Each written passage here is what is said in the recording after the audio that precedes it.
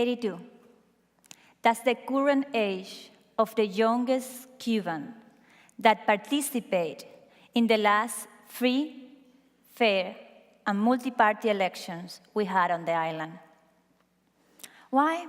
Because in 1959, an armed group came to power through force. Actually, they defeated the dictator that was in power since 1952.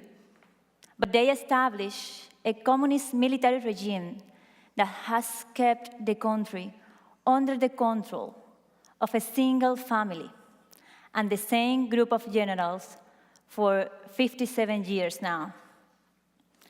Because of this dictatorship, the whole population have been forced into poverty and live without the most basic human rights. Almost the 20% of the Cubans live in exile, and many, thousands, have died trying to escape the island. But one of the most frightening sins of a totalitarian regime is that they are always in expansion. And the Cuban intelligence apparatus and the propaganda machine has been one of the determining factors that contribute to the deterioration of the democracy in the region, especially in countries like Venezuela. And please don't underestimate this. Don't underestimate the influence, the toxicity, and the interference of a totalitarian regime. I could tell you, for instance, that yesterday, the president of the Puerto Rican Senate just proposed Raúl Castro, the current general in power in Cuba, for the Nobel Peace Prize. In the meanwhile, we cannot choose the way we want to live our life. We cannot say what we wish. We cannot even choose our job after university. In fact, the Cuban Constitution states that the communist one-party system is irrevocable, and that the provision that arbitrarily established that rule cannot be changed, never, by anyone, not even by the National Assembly, not even by the generals in power. But the Constitution cannot be above the will of the people. It requires the consent of the people. And it's precisely that, the consent of the people, what the Cuban regime has ever had. They have remained in power by force. But I know a greater force, and it is called citizen participation. And we are combining these two factors, the will of the people and the citizen involvement, in a campaign called Cuba Decide, Cuba Decides. We are creating a movement on and off the island to advocate for the Cubans' right to decide their own future. We want to hold a plebiscite in Cuba in favor of a proposal to change to a multi-party and democratic system. Of course, we need international presence in the island. We need access to the media on the island. We need to be able to count the votes in a parallel way to the authorities. But before asking for your support to this campaign, before asking for your support to start a transition process in Cuba and change history, I would like to start by telling you a little bit about my story.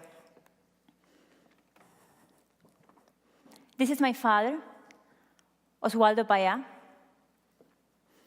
This man dedicates his life to promote human rights. Actually, his goal was that all Cubans could pursue happiness in the way that they determine. And in the middle of this peaceful fight, he was killed 4 years ago. But I consider myself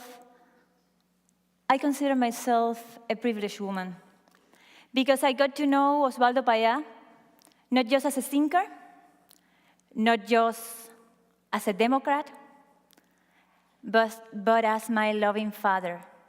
And he was the kind of person you want to be close to. Of course, we were a family suffering under a totalitarian regime. And we were suffering a lot of tensions, but I always tell the same story because even when we had this difficult situation in Cuba, my friends in the school and even in the university kind of envy me because I could be free. I could be free in my house, and my father taught us, my brothers and I, how to carry that freedom in our minds and in our actions. So I could say whatever I want. And my friends, they had to pretend to defend the revolution out of fear. But we could say whatever we think. My father always told us, you have to say what you think, and we'll take care of it later.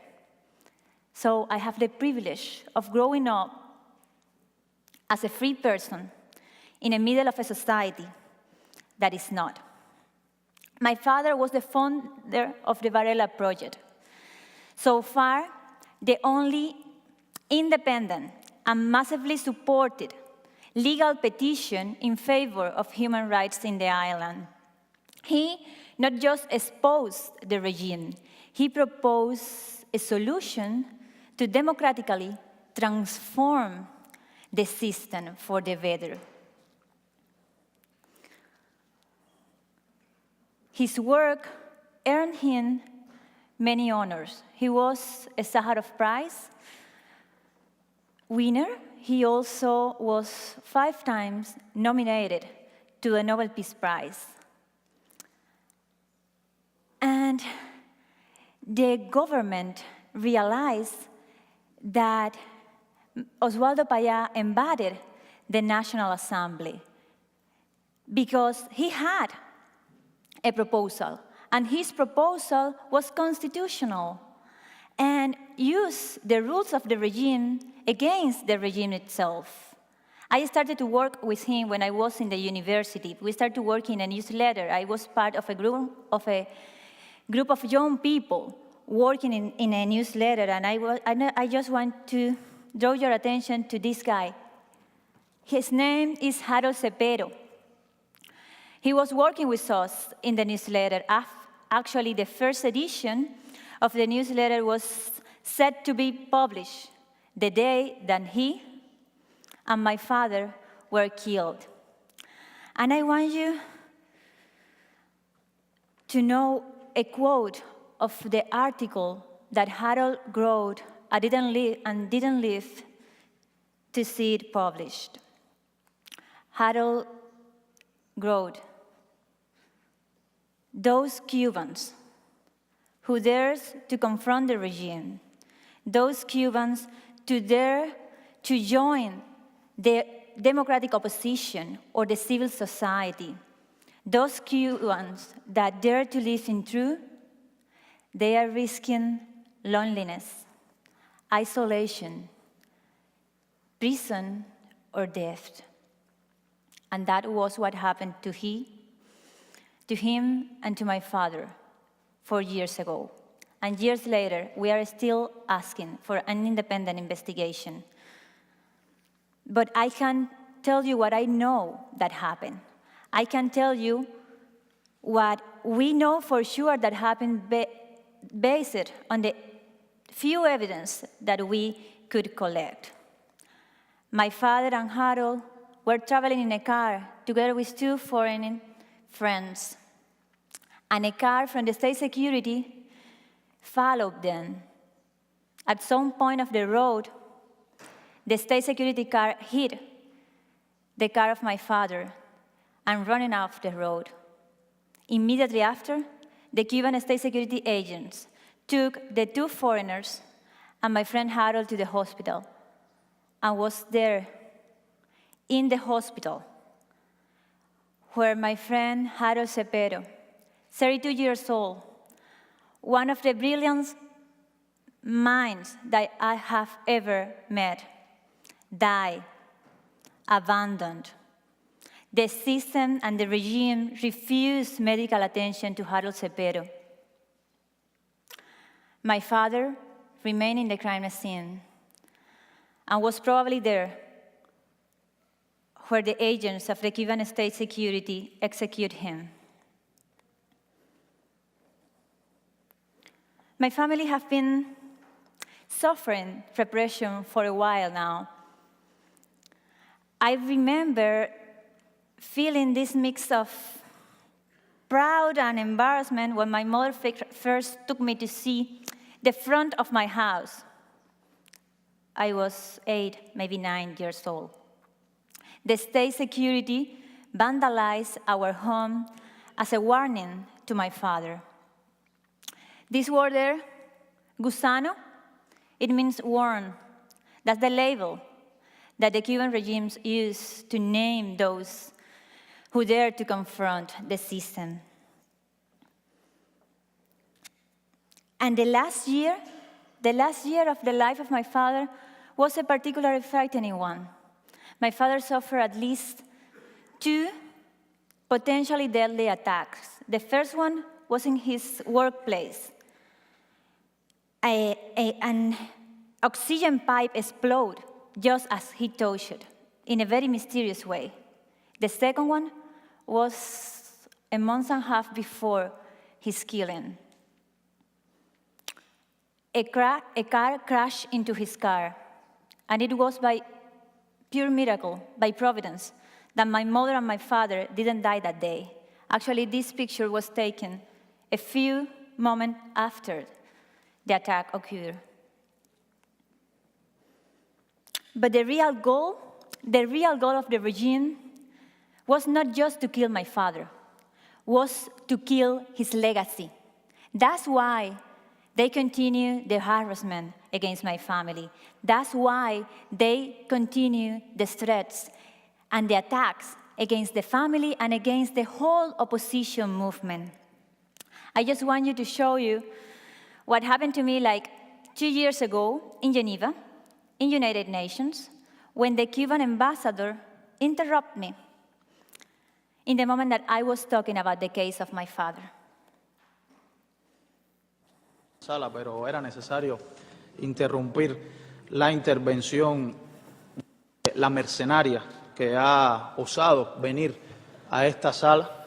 Y queremos preguntarle, señor presidente, si este debate del tema 4 es para referirse a cuestiones generales que puedan demostrar un patrón de violaciones de derechos humanos o también se presta para abordar cuestiones específicas como lo está haciendo la mercenaria que está haciendo uso de la palabra en este momento. Tenemos esa inquietud, señor presidente, y nos agradeceríamos que nos las aclare y que también ilustre a la mercenaria que está haciendo esta intervención. Muchas gracias. Mercenary, that's the label they use to name us out of the country. But just pay attention to this. If these guys, if the Cuban regime is able to be so despotically open in the middle of the United Nations, in the middle of a Human Rights Council in Geneva, what they are capable of doing to silence the Cuban people inside the island. But you know what? The Cuban people don't want to be silenced. We want to have a voice, just as each of you has a voice here. That's why we are launching this campaign. That's why we want to hold a plebiscite in the island, because we want to provide the Cuban people with a tool to make the participation actionable and to make the beginning of the transition process peaceful and institutional. That's why I'm asking for your support to this campaign and asking you that support the right that we, as a people, have to determine the future of our nation. In these times when Obama, Mick Jagger, Paris Hilton, even the Pope walk by the streets of Havana, we have to understand that the totalitarian regime already learned that they don't have to look so totalitarian. They don't have to look so rude. Actually, they are using the symbols of the free world to pretend a transition without actually changing at all. So I ask you to engage with Cuba, but engage following the advice that my father gave a few years before. He said, if you want to extend a helping hand to the Cuban people, you should first ask for the Cubans to have their hands untied. So, support our right to decide and to determine our own future. Support Cuba Decide campaign. Go to our website, cubadecide.org, and sign the petition of support. Urge your representative to pass a resolution in Congress supporting the right to decide of the Cuban people. This is not a partisan thing. This is a human, a basic issue. Spread the voice of the campaign. Share it in social media. Ask for the Cubans the same rights and the same freedom that you enjoy today. Thank you so much.